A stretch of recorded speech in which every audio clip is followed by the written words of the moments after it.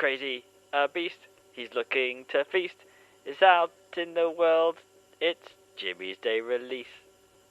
Ladies and gentlemen, to those among you who are easily frightened, we suggest you turn away now. To those of you who think they can take it, we say, welcome to the Madhouse.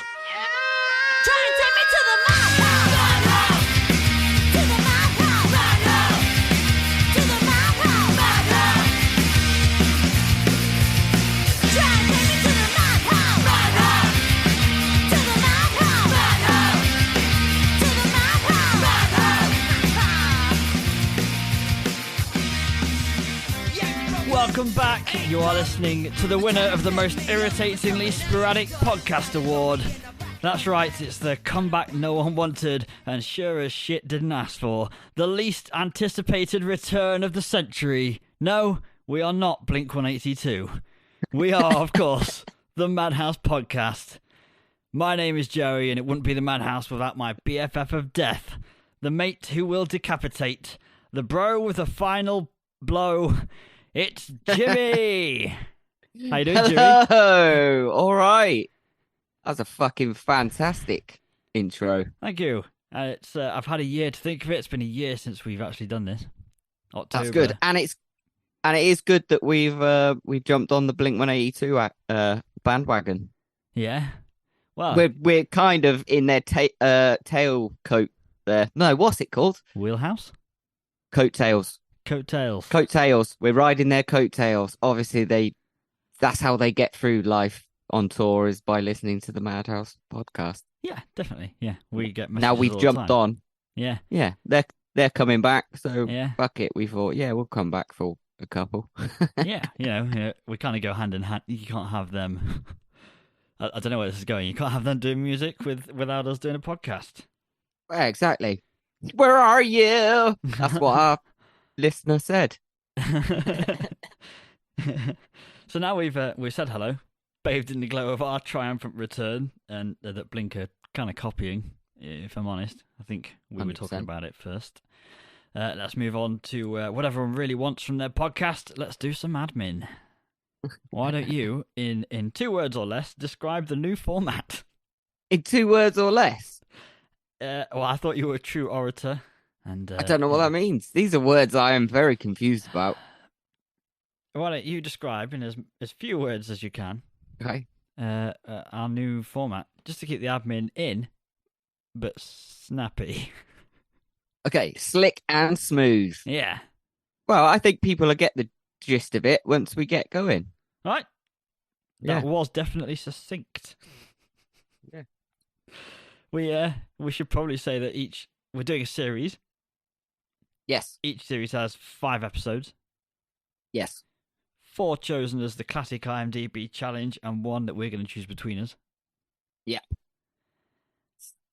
Proper booze reviews, no plot slot bollocks, just a quick gist and the same amount of bullshit, I guess. Yeah, same amount of bullshit at the end. Yeah. But I am actually going to keep record of the stars this time. Okay. Of what we're going to do. And you see behind me, there's a board. I do, yes. Looks like a Polaroid collage of your victims. It is. Okay. That is correct. But I'm Excellent. going to do something similar with a bit of paper. Possibly A4, maybe A3 if I'm Cool. thinking big. Wow. But maybe but I'm thinking A4 just so we know what we've rated the films. Yeah, okay. We didn't really do that in what I'm calling Series 1. Yeah, we didn't really, but we kind of kept it in our heads, which didn't work because there's booze involved in this. There's not enough space in my head. We did 50 episodes in Series 1. Series 2 is going to be 5. So downsizing. But we're going to get them out quicker, I Excellent. think. That'd be nice. Anyway. So the first segment of our new improved podcast is booze reviews. Okay, go on then. What have you got for us? Actually, shall I go first? I'm going to go first because mine's not that good, and I feel you've got a better one. Well, I need to open mine. I think I just opened mine. Okay. So I'm drinking tonight. It's literally just cheap It's called Orchard English Vintage Cider. It's basically Henry Weston's, I think, Okay. but made by someone else. I don't think it is, mate. It's good with a Plowman's, Yeah. which is nice. It's 8.2%, and I've got 2 bottles of these, so I'm going to be off my nuts Wow. in about 40 minutes. Wait. I'll give you a little taste. Oh, yes. Fucking lovely. Slowly matured. It's bursting with flavour. Yeah. Neck that down with a Plowman's or a fucking pack of fags. Yeah. They, Go on, they, what have you got? Fucking hell, boy. they What's never... this? I am cranking one open. That's they never say when doing cider that a hint of flavour. They always say bursting with flavour. Yeah. Yeah, you burst apples, don't you? This is an interesting bottle you've got here. You've come in big. I think you've won this round. Well, this is a series premiere, Jimmy. So I've gone classy with a premiere style drink. I have. That looks fucking great. It's a bottle of red wine because it's a classy premiere. I fully intend to have this completely drained by the end of the episodes. Now, anyone who knows me knows that I'm going to be utterly wankered after a full bottle of wine. So get ready for Friday that. night. I'll make a complete tit myself by the third quarter. I've already said third quarter. I meant fourth quarter. Last quarter. I'm going to do it in honour of you, this podcast, and our listener. Thank you. It's actually, it's called, it's 19 Crimes, The Uprising. You can see that bottle, Jimmy. No one else can, but that's a wicked sick. skeleton. It's glow in the dark. I love a good bottle. And you know a bottle of red wine is good when it's described on the front as red wine. Part aged in rum barrels, I assume. That's because they had a bit of a rum thing going on that went bust, and they still had the barrels when they decided to do a wine thing instead. Just chill the fucking brakes a second there, sir. Are you pouring it into a butterbeer mug? Yes, I am. Now, hold on a minute, because I've got one of them now. Why didn't you tell me? And I could have poured my cider into mine. Well, next time. Every episode we should improve, and I think that's one note to write on the board behind you next to your victims' Polaroids. Matching glasses, butterbeer glasses. Yeah, wow. Yeah, you've won that one. Classic. Well done. Congratulations. Oh, do I win that? Do I get a mark? You've won that round. Oh, yes, 1-0. 1-0 to you. Go on. Big, deep swig. It does taste like red wine. I don't know anything about wine, so that's it's about as deep as I can get. Well, you've pulled the red wine face. Yeah, where it goes a bit taut on you. You're like, You have to, I don't know, just say it's very nice. What is it? Palatable. Yeah. Quaffable. Quaffable's a good word. That's from Harry Potter as well, isn't it? Quaffable. The quaffle ball. What? Quiffle. Quiffle. I don't Quiffle. know. Quaffle. Right. Let's, should we talk about the film? Yeah, let's do it. Well, you go for it, because you chose this one. Okay. So, we're calling this little season, it's called It Came from the Deep. So, all these films are going to be kind of sea-based type films, if you will. So, I picked the first one, and it was 47 meters down. Can I clarify something? Yeah. You say sea-based. Yeah. Does it have to be sea-based, or can it be water-based? No, obviously I meant water-based. Excellent. It came from the deep, so it's anything water-ish based. Okay. Excellent. Sorry. The film you chose is Right. 47 meters down. 47 meters down, which I believe came out in 2017 or something. Spawned a sequel, 47 meters uncaged, which was all right. Not seen it. No, So I'll take your word for it. I've seen it. It's quite good. They take a different vibe. It's in a cave this time, not a cage. Oh, they've changed one letter. Yeah, but basically it's uncaged, so they're out of the cage. There is no cage involved, which is great. Well, it's a good job they put that in the title. Well, yeah, I only just got it actually now that it was uncaged because they're not in a shark cage. So joke's on me, I guess. Yeah. Right. You were saying about the budget.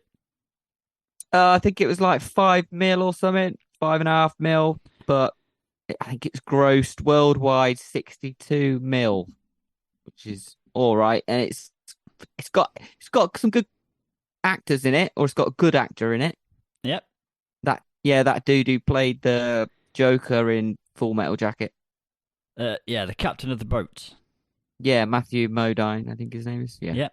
That's it. He's the only good actor in it. Yep, basically. It was directed by Johannes Roberts, written by Johannes Roberts and Ernest Riera, two men who sound like they've switched surnames for the piss of it. Bet they have. It does. Johannes Roberts and then Ernest Riera. Sexual. Bit of name swapping. Right. Yeah. Are you going to give me the gist of it? Yeah, I'm going to give you the gist. So, I'm going to give you the little gist. I'm going to explain this to you as though you haven't seen it. We're in the boozer. We're having a drink. You're having your red wine. We're in the leaky cauldron. You're having your red wine in a butterbeer glass like a fucking heathen. Yeah. And I'm on some sort of cheap cider that's very, very strong. Yep. I'm not having it in a wine glass, not in this economical climate. Nah, bollocks. Right, this film was about two sisters who go off on a jolly to Mexico. Basically, because one of them's been given the elbow by their boyfriend. Now, I believe the reason is because she's a bit boring. And I have to say, the way Mandy Moore carried on in this film, I do not blame him one bit. Anyway, they decide to go out on a Mexican all-night bender and meet two likely lads who invite them out to swim with sharks, which is a great idea at the time, obviously. Anyway, they head out to the sea with what I'm pretty sure is not a licensed tour guide. They get into this rickety-looking shark cage and off they go. Obviously, Mandy Moore has lied about her scuba ability, which clearly is none. The winch breaks, sends the girls plummeting to the depths of 47 meters, where they got the film name, which is quite clever. Oh, I get it now. Yeah. With barely little oxygen left, they have to fend off attacks by sharks, being trapped by the cage itself, and Mandy Moore's awful whimpering. Anyway, her sister dies to get fucking away from her, and Mandy thinks she's been rescued, but that turns out to be a wild hallucination brought on by a severe lack of oxygen. And in fact, she's actually just dying. And that's the end. Give it a fucking watch, boy. Hang on, she still got rescued at the end though, right? No, she died. I thought the cavers got down there. The divers. Ah, bollocks. They did. No, that was a... Did they? Yeah, she's... Well, I thought they did. But who knows? That's how good this film was. We were both clearly paying attention at the end. Oh, shit. Yeah, they did, because it was the old switcheroo. It was the old switcheroo, but then for the exact same thing to happen, basically. Anyway. Yeah, but it was... Yeah, you're right. It was actually the Coast Guard or someone that come and save her. Well, that's annoying. This is my take on the film, and it should have ended with Mandy Moore dying at the bottom of the ocean. Yeah, should have both died. Yeah. I like your take on the fact that her sister didn't just die. She 10 minutes in a cage with her sister, and she thought, I'm going to take my chances with the sharks. That's what she did. Not only are you boring, you just whine. Well, it's hand in hand. She's boring and she's whiny. Talking of wine. Yeah, I can't believe I forgot that whole ending. But I will say that I did rewatch this film 2 days ago, and we do now have two young kittens, and they were distracting me. Oh, yes, you do. Why don't you tell us their that's names? the reason why. What? Tell us their names. So it's Terry Muse, obviously named after the great Terry Crews. Yeah. And this Terry, he doesn't love yogurt. He loves string. Terry loves string. Okay. Can he dance his pecs? Well, yeah, he does it all the time. Oh, excellent. Yeah, he does. He does that all the time. And then the other one is called Vincent Per Rice. Wow. Which I don't think we need to explain. Excellent. Well, you would hope not. Yeah. And he actually is very somber. But he's got a little bit of a quirk about him. Like the legend himself. Is he a bit of a smooth git? He does. Yeah, he is a bit of a smooth. He likes the ladies. There you go. Right. That's the gist of it. And a cat update. Now that we've covered Blink-182, Harry Potter, 47 Meters Down, and pets, should we go to Frights and Delights? Yeah, let's do it.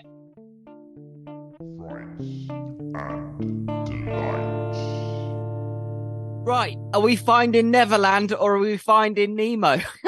Neither. We're finding the frights and delights of this film. Wow. Well, I've got 4 frights and delights. Okay. I usually go for 5. Slim pickings yeah. on this one. And, yeah, so I went for 4. One of them is a stretch. Number 1, the film was going to be released straight to DVD in the spring of 2016 under the name In the Deep.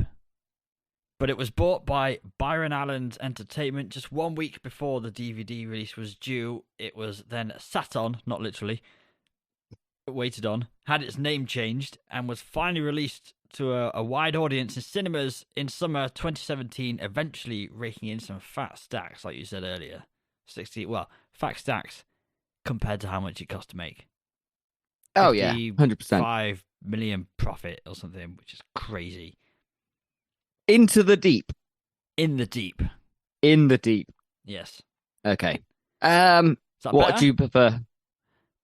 In the Deep. In the Deep to 47 meters down?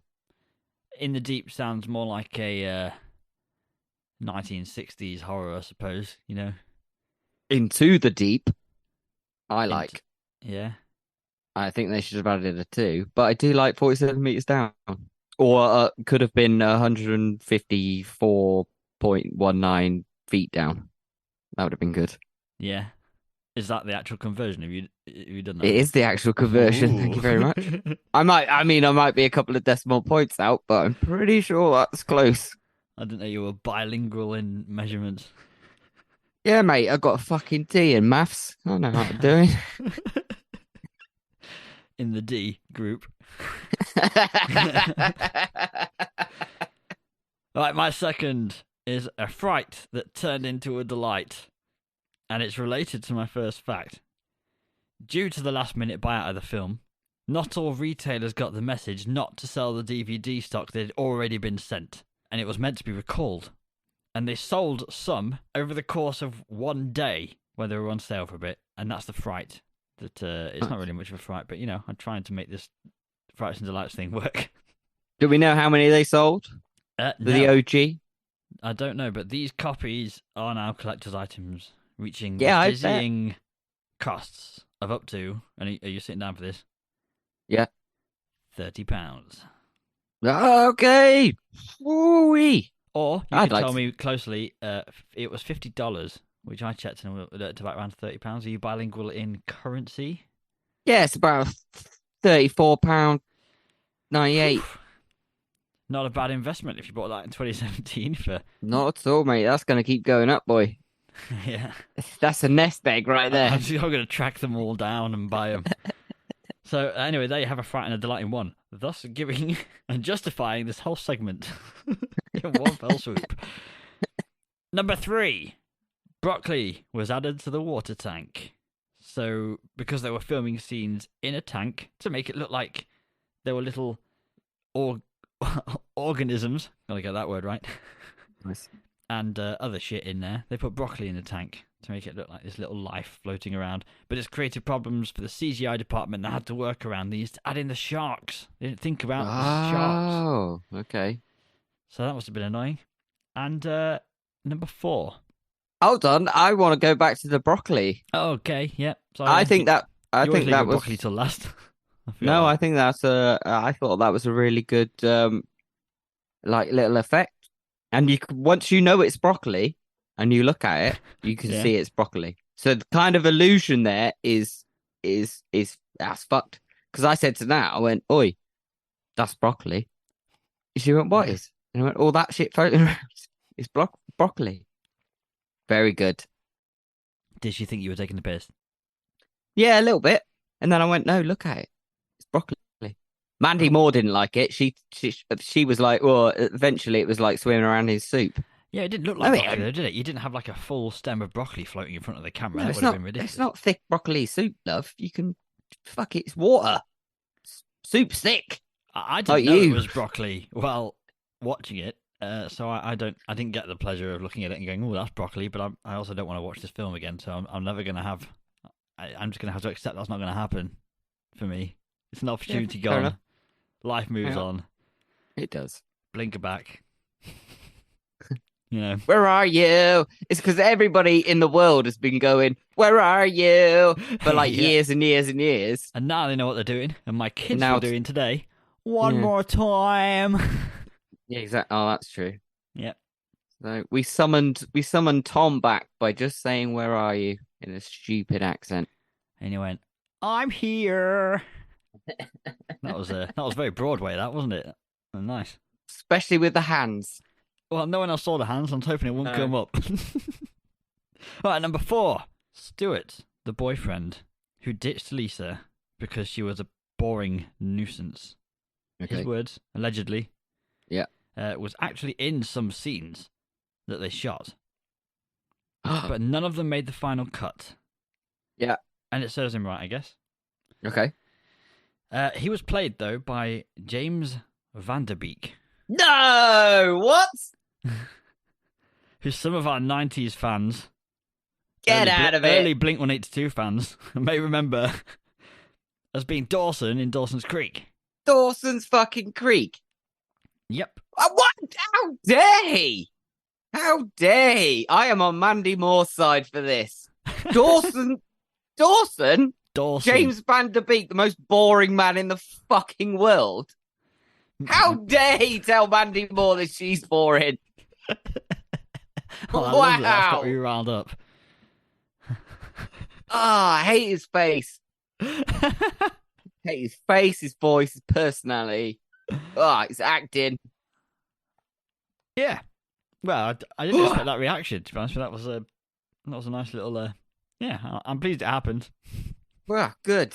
And also, the boat captain was played by Matthew Modine, who is, as you say, he was Joker in Full Metal Jacket and Dr. Brenner in Stranger Things. Of course he was Dr. Brenner. Yeah, I was trying to think who else he was. He's in loads of fucking films, though. Come on. He is. He's very good.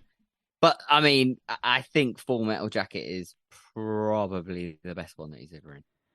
It's because can't get better than that's one of the best films Yeah. there are. He's in Oppenheimer. I've not seen it Yeah, yet. he is. though. I have seen Oppenheimer. Have you? Yep. I've not seen it yet. It was alright. Yeah. So there are all Well, my okay. frights and delights, which means we're on to our segment that you did used to do in Series 1. You're carrying on with Series 2, but now it has a name, and it's time for Jimmy's Day Release. So does this need its own jingle, Jimmy? Yeah, I think it needs a little jingle for the Jimmy. We'll give it a little jingle. I haven't written a jingle because I didn't think, but how about if I just come up with one now and we'll use that. Yeah, let's do it. Okay. How about he's crazy. Hang on. No, I should sing it, shouldn't I? Really? Yeah, Or otherwise, obviously. it's just a poem, and it gets weird because I'm just reading poetry over Zoom. He's crazy, a beast. He's looking to feast. It's out in the world. It's Jimmy's Day Release.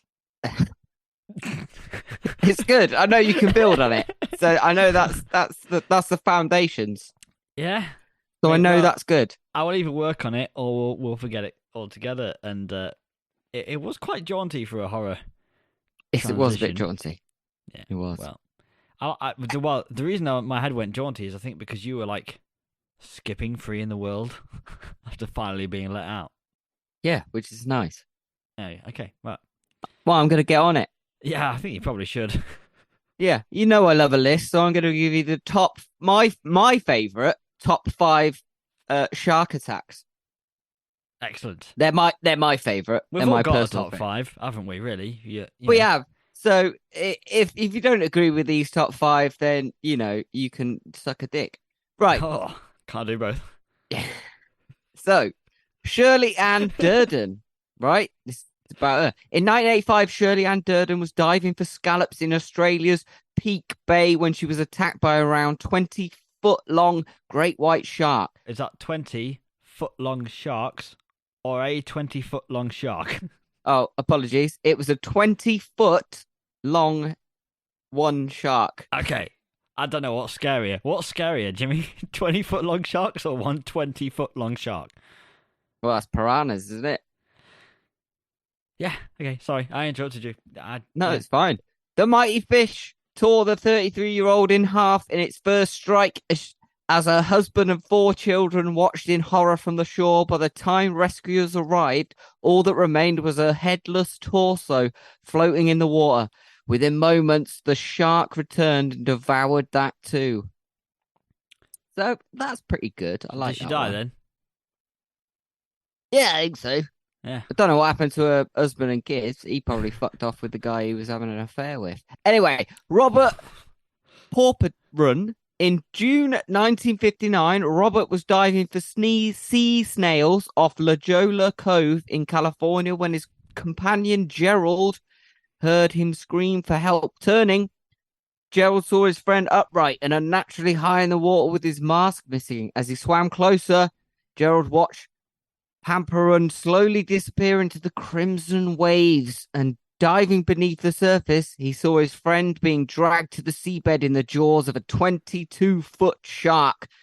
Searching the water for his remains, the US Coast Guard found only a single swim fin, which is what they wear on their feet. And he wears 2, does he? I'm guessing. I'm assuming he had 2 legs. He might have already been a victim of a shark attack and only needed the one. Anyway.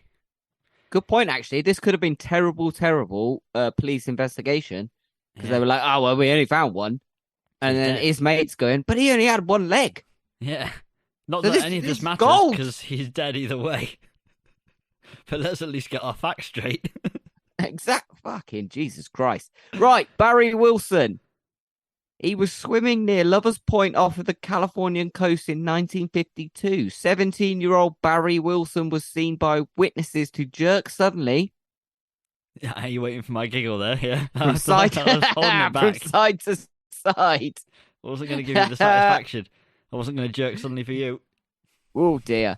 The young tuba player then screamed before witnesses saw a shark rearing out of the water to attack him from the front and drag him under. Wilson resurfaced seconds later, screaming and flailing his arms in a pool of blood. 5 fellow swimmers fought for 30 minutes to drag him back to the beach through the rough surf, but he bled to death before they reached the shore. Oh, mate, that is shocking and horrible and disturbing to think that even these days people are choosing to play the tuba. That's true. I mean, it was 1952.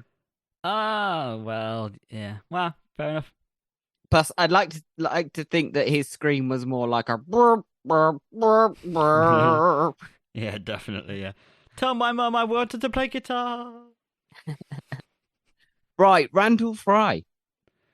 Cliff Zimmerman was diving for abalone with his friend Randall off the coast of California again in 2004 when disaster struck. Zimmerman reported that he turned from Fry for a millisecond before hearing a whooshing sound and feeling the water move as if a boat went by. He spun round to see Fry gone and a shark fin surfacing momentarily before the surrounding water turned red. Zimmerman swam for his life.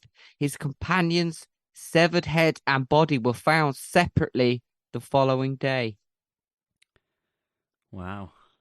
There's a bit of a trend here that people are going down swimming and bothering other marine life. In California, by the sounds of it. And they're all going diving for like sea snails, fucking abalone. So do you think this... you know what this is?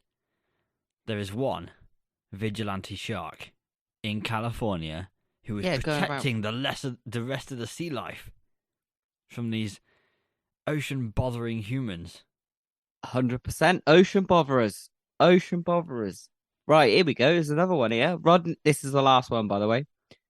Rodney Fox, then 13, was defending his Australian spearfishing title in 1953 when a great white shark grabbed him around the middle and dragged him through the water upside down. The predator released him as he gouged its eyes, but soon returned and attacked again. Fox jammed his arms down the beast's throat and pulled it free again, ripping the flesh from his arm. The shark released him and then returned a third time, dragging Fox along the ocean floor. After nearly drowning, the teenager was released, pulled aboard a nearby boat with his rib cage, lungs, and upper stomach exposed. Miraculously, his main arteries remained intact, and he survived after 4 hours of surgery and 360 stitches. But That guy is a fucking badass. yeah, but I might have to Google him for the next time and give you a little update because that was 1953. I can't imagine he lived long. But yeah, you're gonna have to check in. I mean, did he I'll have play to the check. tuba? What's Rodney Fox is up to? But there we go. That's me on a little bit of day release. All right, well, fucking back in with you. You're done. That's your time. That's nice. Yeah, I think there's a lot of ocean botherers out there in California. Honestly, at least 3 or 4 of them were from California. Don't go in the water. And all of them were like, bothering, hunting, ocean bothering for something. There's a shark out there. Does this shark identify as a bat? Have we got a bat shark, like a Batman? Bat shark. Well, Bat sharp. Haha, bat sharp. Oh, bat sharp. He's playing in his fun house. That's the right guy, right? It is the right the guy. ocean Yeah, is his fun house. Yeah, I think we should probably move on. Yep. That's what's next, Jimmy? Master of Macabre, innit? Sure is. Master of the Macabre. Welcome to the Master of the Macabre, and we are about to figure out who we would share the cage with and who would have us considering the sharks outside as a better option because you're just too whiny. It is, of course, the segment where we decide who deserves our coveted medal, often taking the shape of some random thing to do with the film. The Master of the Macabre. Shark tooth. That'll do. Yeah. With a tuba etched into it. Or Mandy Moore's skull. She's not dead, so the logistics could be difficult. Could be. Well, I could mould one. Yeah, no, it's got a real thing. You've said it now, and now I've got it in my head. It's got to be the real thing. Yeah. Right, okay. All or nothing. All right. Who have you got for your Master of the Macabre? Because I know who I've got, and I think I know who you've got, and I think I know who anyone who watches film have got, despite the fact this person is in it for probably 2 minutes overall screen time. Oh, no, it's not who I've got. Okay. You go first. I've really struggled with this. I mean, they did all right at their jobs, the cast, and I think your master should have should have been in there maybe a little bit. He could have done a little bit more. He was mostly on the radio. Yeah, slightly. Yeah, but I'm out of the box here. I've gone wild. Mm-hmm. Yeah. So, shall I give you mine? Yeah, you go for your. Well, mine's Matthew Modine, obviously. Oh, right, right. Okay, well, why is that? Because he's a great actor. He was. Yeah, I mean, he was barely on screen. He's the only person who didn't irritate the shit out of me, if I'm honest. 100%. Absolutely. Yeah, he was great, and he is great. And I really want to watch Full Metal Jacket again. Yeah. For the millionth fucking time, because it's such a great film. I can't figure out with the rest of the cast whether the writing was just bad, the acting was bad, or both. I don't know if the acting was bad. I think the acting was okay. The writing was very dry. Really? Yeah, maybe, actually. Yeah, maybe. I do like this film. First time I saw this film, I was like, oh, this is a great film. I really like this. Yeah. And I enjoy it. But yeah. But rewatching it again, it was like, oh, okay. And I did forget Matthew Modine was in it, so.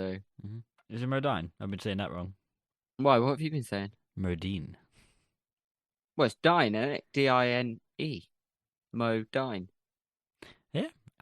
Well, whatever. This is where people come to when they want names pronounced correctly or incorrectly. Because Yeah. we're not great at that.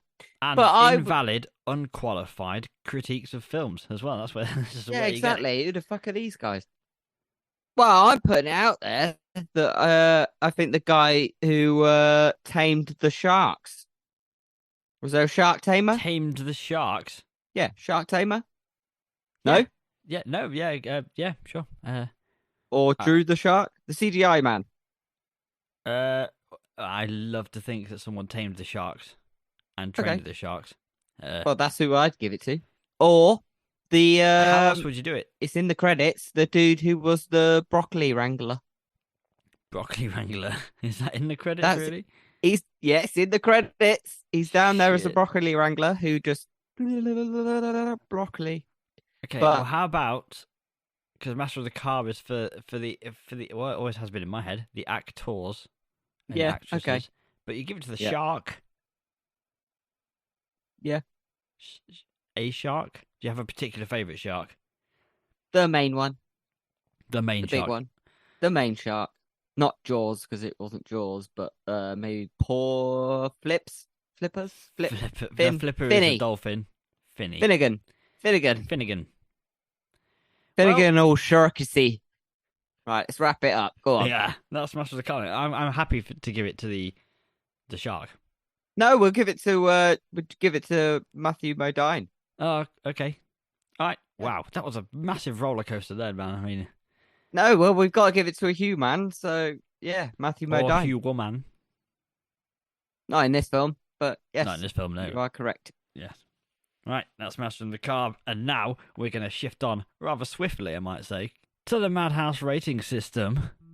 Yeah! The Madhouse rating system. Right! It's like shooting sharks in a barrel. This is a Madhouse rating system! First up, we've got that always beautiful, beautiful tension and suspense. What are you saying? Well, first off, I'm saying is what kind of shitting big barrels have you got that you can put sharks in them? Although, first of all, is it 21-foot sharks or a 20-foot shark? Or was it 20-foot? 21 feet, 21 foot, 21 foot sharks. Okay, not... There's 18 sharks. What? Oh, okay. 18, 21-foot sharks. I think it was 18, actually yeah. 20-foot sharks. Yeah. Anyway, yeah, you get the gist. It's a big barrel, got it. either way. Right, so what was it? Tension and suspense? Yeah, boy. Ah. It had a decent amount of tension, Jimmy, but nothing that wouldn't be expected, I think, as a bare minimum from this type of film. If you imagine a shark film, also then imagine the type of jump scares and tension you'd expect from that shark film, and that's exactly what this film does, but that's kind of like all it does.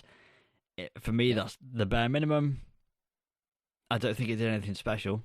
It didn't go No, it above didn't. and beyond in any way through storytelling or filmography to kind Yeah. of lead us into anything spectacular.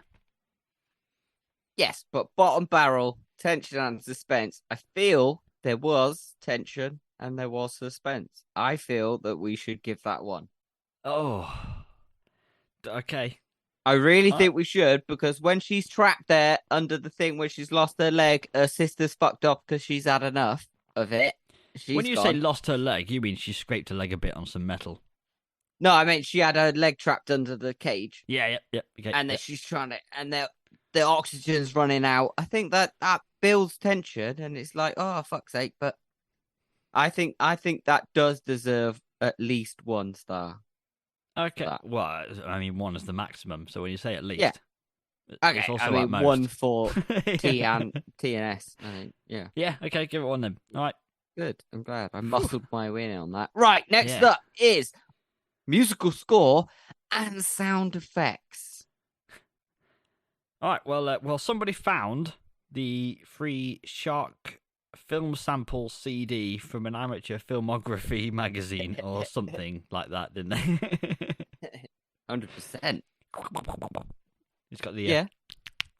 well biting and stuff. It's got Nice. the flesh sounds. Yeah. That may have sounded a bit more like masturbation than I intended it to. That thing I just did then, but Well, maybe do it with your cheek next time and not your willy. sorry, I'll just. It just sounded worse.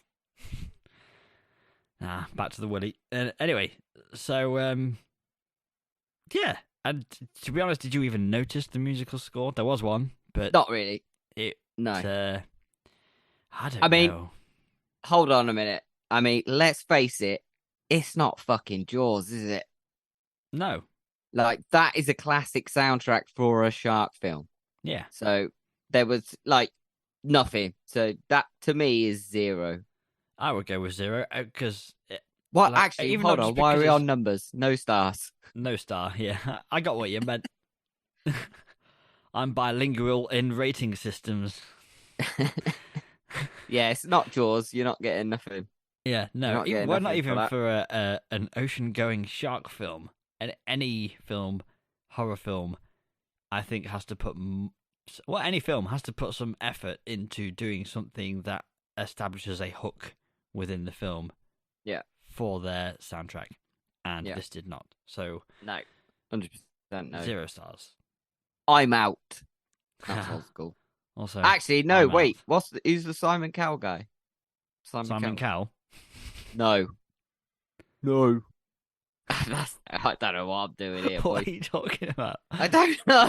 It's the Who's cider, the I Simon think. Cowell guy? Right. Next up is gore and visual effects. It's got some okay gore, hasn't it? It's got some stuff in it that makes you go, "Ooh, that'll smart a bit." Yeah, scrape legs, scrape shins. Yeah, but Yeah. scrapes mostly. The big injuries kind of happen very quickly and then are whipped off screen before they had to invest much money in CGI. There Sure. wasn't a hell of a lot for a killer shark film. I felt that leg scrape and tear made me cringe as Lisa tried to drag her leg out from the cage when she was trapped. But the visual effects were decent. The CGI sharks, Yeah. Finnegan, whoever made Finnegan, Finnegan and a Sharky. they deserve to win again. Yeah. Wow. Thank you. You can't tell they're CGI. I mean, I don't know No, what I you- thought while watching it. While watching it, I wasn't thinking, are these real or No. are they CGI? I was just involved No. in the film. So that's a good thing. You don't want to be thinking that in a film. If you're thinking, are these CGI? They are CGI, and you've been pulled out the film experience. 100%. Yeah. So I'm thinking half.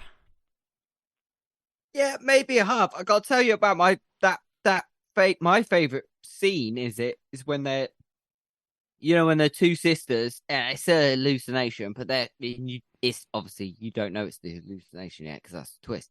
And they're coming up with their fighting with the flares, and the flare goes out, and then they manage to light the other flare, and all those sharks are around with their mouths open, ready to go. Yeah. That's a fucking great. Yeah, you know shot. what? Yes, it is. That is a great shot. That was literally the best part of the film. That was such a fantastic shot. It's exceptional, but can I ruin it a bit for you? Go on then. The shot's incredible, but throughout the whole film, we've had this behavior and attitude of the sharks set up for us. That they're zooming in, and if you expose yourself at all, they're fucking zoning in on you and going in for you right there and then. Yeah. These sharks decided to wait and go, oh, hang on. Flare's gone out. It's a bit dark. I might just hang around here in the ocean for a second and see No, if but they they light don't like another the flare. flares. And then they do light the flare and they go, oh shit, and then fly away. Swim away, don't fly. It's like flying underwater, swimming. Still a great shot. It's a fantastic shot. It is a fantastic shot. Okay, I'll go with you on this one then. What are you saying? I would go with a half. Okay, all right, we're at 1.5 then. Yeah. Okay, next up we've got the all important one, which is performance. Ooh. See how these boys and girls done. Well, to start with, I wasn't sure if I'd accidentally started watching a discarded pilot of the Gilmore Girls with them doing the banter between the two of them on walking along the beach. That was That was some writing. That's what I'll say. That was some writing. So yeah, I do think the characters are badly written, and it didn't work for me. It felt fake, and it had daytime TV drama acting written all over it. Dawson 100%. actually should have been in it because he'd have been right up his alley. Dawson getting in there on the 90s daytime TV acting. We would have fit right in. He would have boosted a point up on IMDb with that, I think, or maybe at least a point, a point, yeah, a 0.1 or a 0.2 on the old IMDb. But I don't think it's down to the writing. I think it's down to the acting. Yeah, and this isn't a writing. Either way, this isn't a writing category. We're in performance now, so we have to decide whether the performance was bad or the writing was bad. And if it was the performance, then I think it's the performance. I mean, I don't know what Matthew Modine was doing in it. Don't know what he was thinking. Maybe he needed a quick buck or something. Matthew Modine is the kind of guy who, if you did a Jaws type film, would fit in perfectly, because the good thing about Jaws was the characters 100%. as well as the shark. And he could be in Jaws 8. Yeah, and he would knock it out of the park. Still be shit, but he'd still be good in it. Yeah, but if you've got a shark film like this, and they always get put up against Jaws, which is you're not going to win. If you make a shark film, you're always going to be put up against Jaws. You're always going to lose. So always going to lose. But the acting in Jaws and the characters in George, George, the character George in Jaws was particularly good. I hope there was one. I don't think there was. Nope, there wasn't. Quint. Quint's actual name was George. Just in case you were wondering. George Quint. Anyway, my point is, no stars. Yeah, 0 stars on that one, I'm afraid. Yeah, never mind. So All right. it's still at 1.5. Yep. This is the last one. It's the overall experience. Like, did you enjoy it? Did you not enjoy it? Is it worth watching to these people? Tell them. Well, hopefully they've already seen it, because we've absolutely spoiled it. If they haven't. Only slightly. Yeah, just slightly. I'm about to spoil it a bit more, though, because one of my things I thought was well done about this film, but then let me down, was the fake ending, because I thought the fake ending was pretty good. It was set up well earlier in the film with a offhand comment on the radio about maybe you could suffer hallucinations, but they'd also warned them about other stuff, so who knows what could... Do you know what I mean? And then it came up, and I genuinely didn't think it was a twist. It didn't feel like the fake dream thing. If you're going to do the fake dream thing or whatever, do it at the end of the film. Yeah. Because if you do it earlier on, I'm not going to believe anything else you do. And it was done in a way that wasn't too ham-fisted or made it too obvious, but it was also pointless, because the ending ended up being exactly the same. Well, no, one of the sisters died. Yeah. Rather than she both was of them dead. getting saved. But the ending was basically the same. She got yes. saved anyway. Yeah, I remember that. Oh, they're just severely maimed. Well, you don't. I'm really remembering know. it now, because they were trying to climb out the boat. Fucking hell. So what Wally. was the point in the twist if things turn out the same anyway for her in the cage? So I don't know. I think they should have left it as dying at the bottom of the sea. They should have had the twist and then had her in the cage at the bottom die. Yeah. That was As in the sharks come in right to the cage, they blast in and rip her to pieces. No question about it. Or maybe left it up to us. Maybe leave her fate to our imagination. But yeah, I just... Shark wins. Yeah. My overall experience, I think, for me is half a point. It was... I don't feel like I completely wasted my time watching it, but I'm not watching it again. No, I enjoyed it. I think 2 out of 5 is fair. Like, it's not Jaws. It's not Sharknado. It's not Sharknado 8. You know, it's a good film. 2 out of 5. 2 out of 5 for 47 meters down. Nice. Well done. And that's that. Sweet. 47 meters down. Lovely. And now, if you're ready for my IMDb challenge. Yeah, let's do it. To pick our next film. Yeah, let's do it. You'll like this one. You'll get this one. Okay. But I'm used to that. I used to challenge you to get this in so many words, so I might do that now, actually. Well, no, it's the first one. Let's just ease in gently. All right, well, I'm going to guess you get it in 4 then. It's not a challenge, just a guess. Oh. A strange prehistoric beast. Creature from the Black Lagoon? Yes. Fuck off, is it? Yeah. Hey! I've started, so I'll finish. Okay, yeah, go on, A finish it up. strange prehistoric beast lurks in the depths of the Amazonian jungle. A group of scientists try to capture the animal and bring it back to civilization for study. I changed my mind at last minute. I was going to go for another modern one. But I watched this film again, 47 meters down. I thought, no, you know what? Yeah, Going for something solid. nice. Classy move. Done class. Yeah, well, we've got to Old have school. one in the mix. We've only got 4 Yeah, films to yeah, get yeah. through, and let's face it, the 5th one's probably going to be Jaws. Well, it's got to be a banger, isn't it? Yeah, so we got to pick the best one at that There you go. category for the 5th film. So, There got you to go. chuck them in while I can in a series format. Can't no lollygagging around waiting to see what happens. Wow. That was good. That was 47 meters down, and that was the first episode of the Madhouse Podcast series 2. It came from the deep. Ah. Sounds like you just came from deep. Yeah, I do need to do a poo. Well, that's not what I was getting at, but just Oh. as disgusting. And on on that, thank you for listening to the Madhouse Podcast. Don't forget to subscribe to the podcast wherever the fuck you are listening to it right now. Follow us on Facebook and Instagram, and please send your underwater horror stories to Let's Make a Dodgy Shit Wanna Be Yours film at someone killed the Gilmore Girls.com.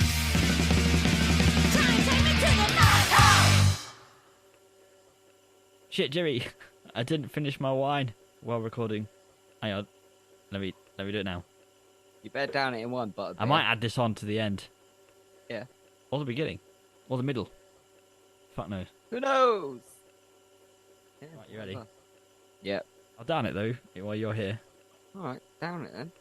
Stop talking about it and do it. I'm pouring it into a motherfucking glass. Butterbeer tankard. Cheers. Bottoms up. Bottoms up. Bottoms down. I'm not downing mine. Oh. Savouring it. Better go watch some prison docs. Oh, that was rough. You won't think Well- of red wine advertised as just, or described as red wine would be that rough. It doesn't say, I don't know, Chardonnay, is that red wine? Fuck It doesn't knows. say anything like. I think I'm going to be sick. We should stop recording now.